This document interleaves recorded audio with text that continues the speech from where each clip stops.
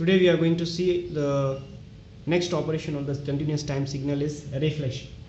Reflection here will have two types of reflection. Basically we do the reflection in the time, but I will show you something different which can be done on the amplitude also. So let us see one by one. So we have a question here whose amplitude is 1. It's like a triangle, -1 ranging from -1 to +2. When you have a reflection, why we are calling a reflection is when you hold a mirror to this side, when you see in the mirror whatever the reflection of the diagram you are going to see, so that reflection, if you are keeping it like this vertical, and you are going to see it is the time reflection of this particular signal. As we can see, it is a triangular wave like 90 degree we have.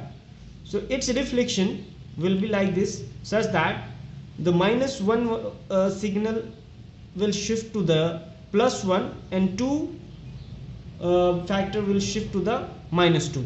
So totally it should be opposite in the time, like this it will be. So here it will be straight and this is slant towards +1 and the amplitude is 1. So this is the reflection in the time domain. How it is x of -t. So whatever the signal it is at -1 will go to the +1, and whatever the signal at +1 and +2 it will go to the -1 and -2. And it is easy if you take the mirror, it is very helpful.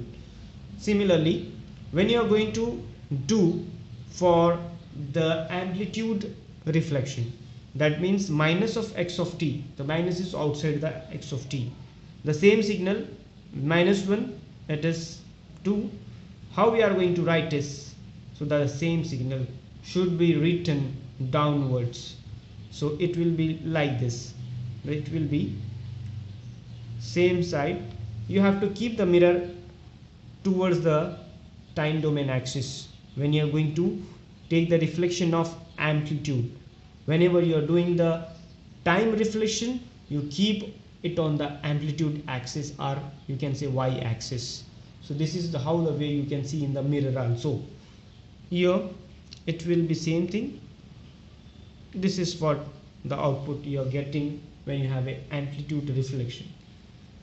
Next, if you have both amplitude as well as the time reflection.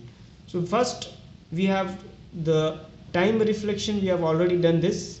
It will be like this, and you do the time reflection. Now it is very easy to convert it into the amplitude scaling. The question is minus of x of minus of t.